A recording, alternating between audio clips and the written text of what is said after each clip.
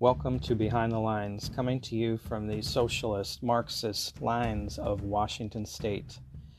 It's a crazy liberal petri dish for the rest of the country, folks. Stay up to date with all the great news right here.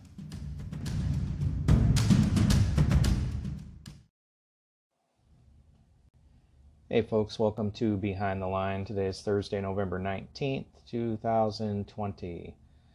And yesterday, Portland news affiliate KATU came out with an article or a report that said Washington and Oregon are now considered COVID-19 red zone states, according to the White House. In the last 3 weeks, we've gone from the neighborhood of 600 cases on a daily basis to the 2,000 plus range in the last week. This is an explosion happening in the state of Washington, Governor Jay Inslee said. It's that explosion that landed Washington in this spot. A red zone state means case numbers are dangerously high, and it's not a designation any state wants. Well, folks, let me tell you, the number of states currently in red zone status, according to the White House, 47 states. So once again, we've got a little bit of fear-mongering going on.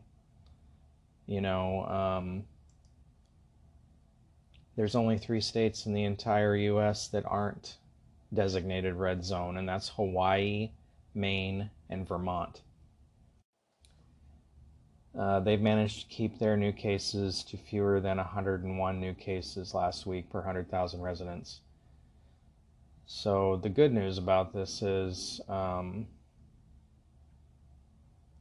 they've also got red zone status for deaths, and getting put into the red zone for death means there were more than 2 deaths per 100,000 residents.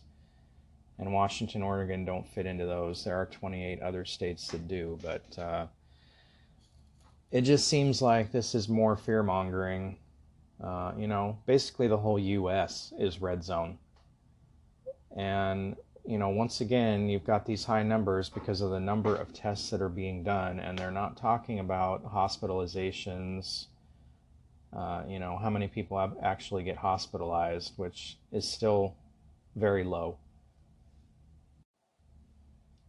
Inslee is also now coming under pressure from some Washington State Democrats that are requesting a special session along with Republicans.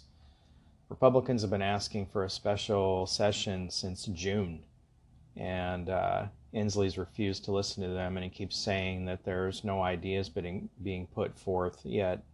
Republicans have put several bills on the table for financial relief to people and small business that Inslee won't listen to. At least a couple of these Democrats that would like to see the special session are business owners and understand what business owners are going through right now, especially these restaurants and bars. Inslee's own data shows that less than half of 1% of coronavirus cases have originated from restaurants or bars in the state of Washington.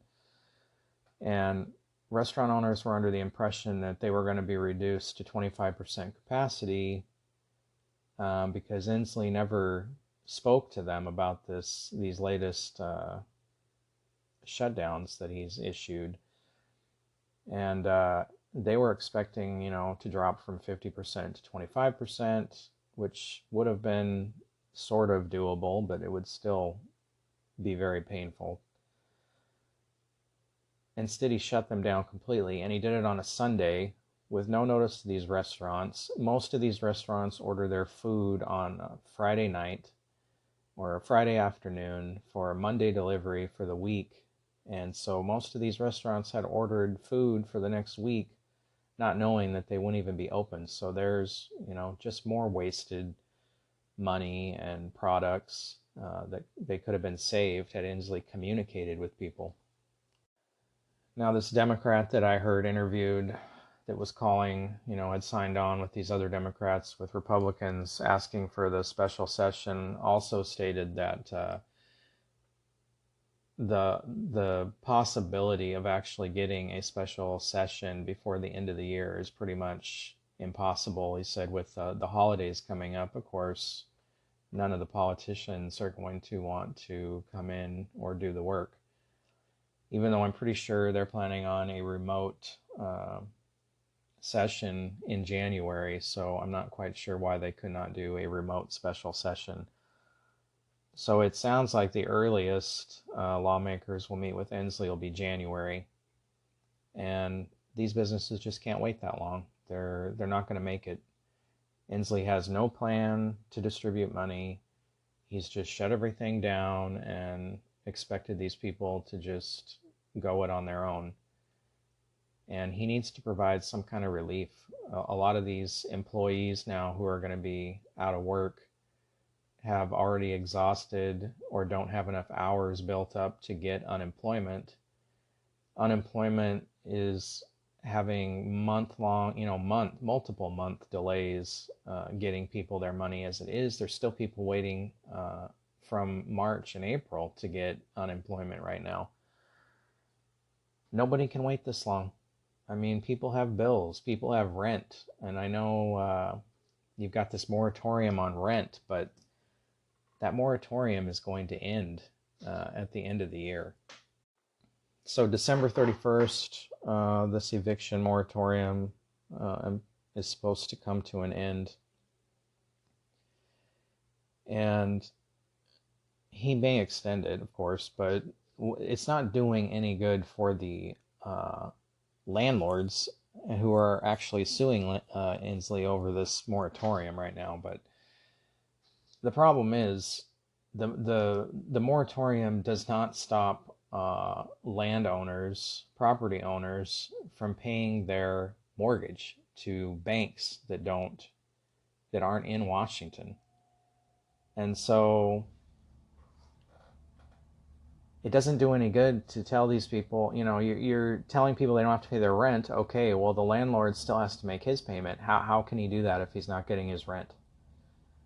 And so the banks are going to foreclose on these properties, and the renters are still going to get evicted. You're not going to be able to stop that once the bank comes in to take the property. So you're looking at a huge mess, and it's coming quick.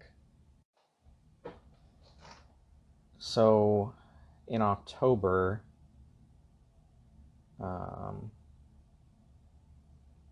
guess foreclosure filings picked up quite a bit across the country despite moratoriums. And they said nearly 12,000 properties had received some kind of foreclosure filing in October, which was up 20% from September. But in some states, such as South Carolina, you've got 1 in every 6,100 housing units that had a foreclosure filing on it. And places like Birmingham, Alabama, they've got 1 million residents. They had 1 in every 1,900 housing units. That's up 51% since September. And this is with moratoriums in place. So what's going to happen at the end of the year when these moratoriums end? I think you're going to, if you look at housing market news, they're saying how everything's fine and moving along fine, but you're going to have a huge explosion of foreclosures filed as soon as these moratoriums end, guaranteed. So one foreclosure map I'm looking at that was put out by New York Real Estate News shows the Seattle-Tacoma-Bellevue area at a 900% increase for foreclosures. The Portland-Vancouver area, 216% increase in foreclosures. Spokane Valley, 100% increase. The Boise area of Idaho, 1,050% increase. So that's we're one of the hottest spots in the country for foreclosures, according to this map. It's not good, folks. It's coming. They can't keep extending these moratoriums. And like I said, even if they do, the landlords are going to lose their property to the banks, and so the renters are still going to be evicted, and there's nothing they can do to stop that. You've got these landlords that have filed a lawsuit in Washington State and federal court, for landlords. Uh, One who lives in Yakima, he manages 93 rental properties, and here's the problem with the eviction moratorium and what he says. There's no requirements that you actually be unemployed or that your hours have been cut back at all. So anybody can simply choose not to pay. And so they have tenants who have just flat out told them they're not going to pay because they don't have to. That's not right. And like everything else Inslee does, he just doesn't think it through, and his things usually end up being, especially when it goes towards these people who know how to abuse the system, it's very vague. And so very open-ended, so that people can abuse the system and get away with something, instead of making rules specific to being out of work or having your hours cut back because of the virus. Then I could see cutting these people a break, I guess, because it's out of their hands,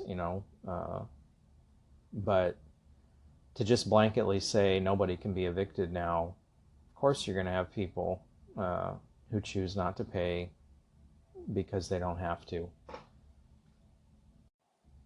And if these landlords try to sell these properties, so they don't get foreclosed, who's going to buy the property knowing that you've got a bunch of tenants who won't pay the rent? Nobody's going to put themselves in that situation and have to deal with it, especially right now with these moratoriums. I think we're about to see it all come apart here in the next couple months. It's going to be interesting to see it play out. So, welcome to the red zone, folks. Until next time, stay safe.